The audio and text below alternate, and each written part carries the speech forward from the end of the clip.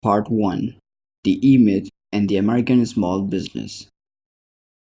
Chapter number 1: The Entrepreneurial Myth. They intoxicate themselves with work so they won't see how they are. Aldous Huxley. The E-Myth is the myth of the entrepreneur. It runs deep in this country and rings of the heroic. Picture the typical entrepreneur, and Herculean pictures come to mind. A man or woman standing alone, wind blown against the elements, bravely defying insurmountable odds, climbing sheer faces of treacherous rock, all to realize the dream of creating a business of one's own. The legend reeks of nobility, of lofty, extra-human effort, of a prodigious commitment to a larger-than-life ideals. Well, while there are such people, my experience tells me they are rare. One of the thousands of business people I've had the opportunity to know and work with over the past 2 decades, few were real entrepreneurs when I met them. The vision was all but gone in most.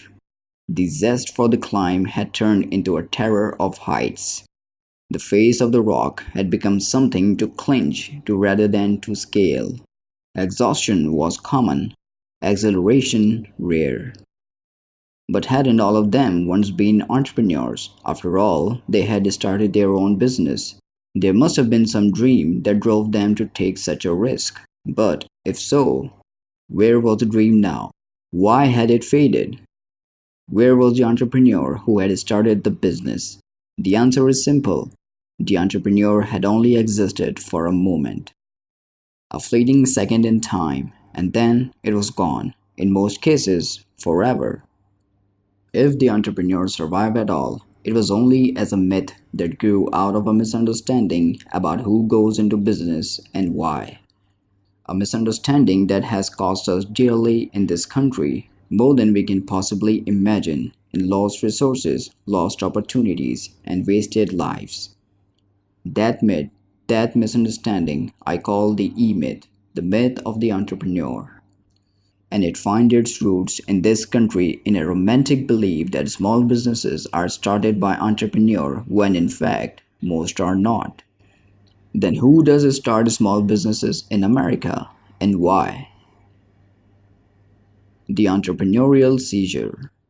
To understand the E-myth and the misunderstanding at its core, let's take a closer look at the person who goes into business, not after he goes into business, but before. For that matter, where were you before you started your business? And if you're thinking about going into business, where are you now? Well, if you're like most of the people I've known, you were working for somebody else. What were you doing? Probably technical work, like almost everybody who goes into business. You were a carpenter or mechanic. You were a bookkeeper or a bottle clipper, a draftsperson or a hairdresser, a barber or a computer programmer, a doctor or a technical writer, a graphic artist or an accountant, an interior designer or a plumber or a salesperson. But whatever you were doing technical work, and you were probably damn good at it. But you were doing it for somebody else. Then one day, for no apparent reason, something happened. It might have been the weather, a birthday, or child's graduation from high school. It might have been the paycheck you receive on a Friday afternoon, or a sideways glance from the bosses that just didn't sit right. It might have been a feeling that your boss didn't really appreciate your contribution to the success of his business. It could have been anything. It doesn't matter what, but one day, for apparently no reason, you were suddenly stricken with an entrepreneurial seizure. And from that day on, your life was never to be the same. Inside your mind, it sounded something like this. What am I doing this for? Why am I working for this guy? Hell, I know as much about this business as he does. If it weren't for me, he wouldn't have a business. Any dummy can run a business. I'm working for one. And the moment you paid attention to what you were saying and really took it to the heart, your fate was sealed. The excitement of cutting the cord became your constant companion. The thought of independence followed you everywhere. The idea of being your own boss, doing your own thing, singing your own song became obsessively irresistible.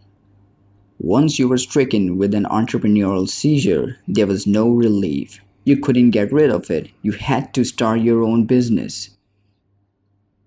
The fatal assumption. In the throes of your entrepreneurial seizure, you fell victim to the most disastrous assumption anyone can make about going into business. It is an assumption made by all technicians who go into business for themselves, one that charts the course of a business from grand opening to liquidation the moment it is made. That fatal assumption is, if you understand the technical work of a business, you understand a business that does that technical work. And the reason it's fatal is that it just isn't true. In fact, it's the root cause of most small business failures. The technical work of a business and a business that does that technical work are two totally different things. But the technician who starts a business fails to see this. To the technician suffering from an entrepreneurial seizure, a business is not a business but a place to go to work.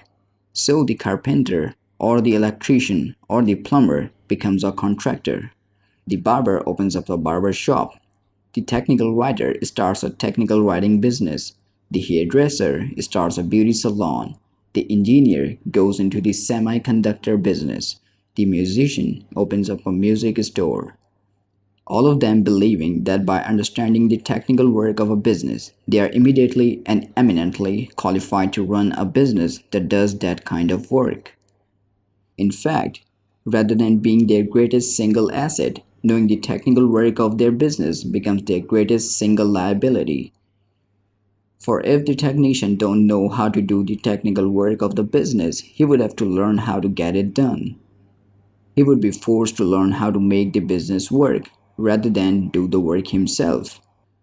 The real tragedy is that when the technician falls prey to the fatal assumption, the business that was supposed to free him from the limitation of working for somebody else actually enslaves him. Suddenly, the job he knew how to do so well becomes one job he knows how to do, plus a dozen others he doesn't know how to do at all. Because although the entrepreneurial seizure started the business, it's the technician who goes to work, and suddenly the entrepreneurial dream turns into a technician's nightmare. I met Sarah after she had been in business for 3 years. She told me, "They've been the longest 3 years of my life." Sarah's business was named All About Pies. But in truth, Sarah's business wasn't really all about pies. It was really all about work. The work Sarah did. The work Sarah used to love to do more than anything. Plus, the work Sarah had never done in her life. In fact, Sarah said to me, "Not only do I hate to do all this," she spread her arms, taking in the small shop in which we stood, "but I hate," she emphasized the word almost fiercely, "I hate baking pies. I can't stand the thought of pies. I can't stand the smell of pies. I can't stand the sight of pies." And then she started crying. The sweet fresh aroma of pies filled the air. It was 7 a.m., and All About Pies was to open in 30 minutes. But Sarah's mind was someplace else. "It's 7 o'clock," she said, wiping her eyes with her apron as though reading my mind. "Do you realize I've been here since 3 o'clock this morning, and that I was up at 2 to get ready? And by the time I get the pies ready, open for business, take care of my customer, cleans up, close up, do the shopping, reconcile the cash register, go to the bank, have dinner, and get the pies ready for tomorrow's bake, it'll be 9:30 or 10 o'clock tonight. And by the time I do all that, by the time any normal person, for God's sake, would say that the day was done, I'll be then also need to sit down and begin to figure out how I'm going to pay the rent next month. And all this because my very best friend told me I was crazy not to open a pie shop because I was so damn good at it. And what's worse, I believed them. I saw a way out of the horrible job I used to have. I saw a way to get free, doing work I love to do, and doing it all for me. She was on a tear that I didn't want to interrupt. I waited quietly to hear what she would say next. Instead, she kicked the huge black oven in front of her with her right foot. "Damn!" she exploded. "Damn, damn, damn!" For emphasis, she kicked the oven again, and then slumped, sighed deeply, and hugged herself almost desperately. "What do I do now?" she said, almost in a whisper, not really asking me, I knew, but asking herself. Sarah leaned against the wall and remained there quietly for a long moment, staring at her feet. The large clock on the wall ticked loudly in the empty shop. I could hear the cars driving by on the busy street in front of the shop as the city came awake. The sun shone harshly through the spotless windows, sweeping the gleaming oak floor in front of the counter. I could see the dust in the stream of light, hanging suspended as though waiting for Sarah to speak. She was in debt. She had spent everything she had and more to create this lovely little shop. The floors were the best oak. The ovens were the best ovens. The displays were charming, the very best money could buy. She had put her heart in displays, just as she had put her heart into her pies, falling in love with baking as a young girl, mentored by her aunt, who had lived with her family while Sarah was growing up. Her aunt had filled her family's kitchen, Sarah's childhood, with the delicious sweet aroma of freshly baked pies. Her aunt had introduced her to the magic of the process, the kneading of the dough, the cleaning of the oven, the sparkling of the flour, the preparation of the trays, the careful cutting of the apples, the cherries, the rhubarb, the peaches. It was a labor of love. Her aunt had corrected her when, in her haste, Sarah had hurried the process. Her aunt had told her time and time again, "Sarah, dear, we have all the time in the world. Baking pies is not about getting done, it's about baking pies." And Sarah thought she understood her. But now Sarah knew that baking pies was about getting done. Baking pies was ruined for her, at least she thought it was. The clock continued its emphatic ticking.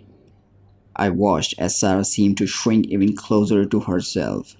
I knew how oppressive it must be for her to find herself so deeply in debt, to feel so helpless in the face of it. Where was her aunt now? Who was going to teach her what to do next? "Sarah," I said as carefully as I could, "it's time to learn all about pies all over again." The technician suffering from an entrepreneurial seizure takes the work he loves to do and turns it into a job. The work that was born out of love becomes a chore among a welter of other less familiar and less pleasant chores.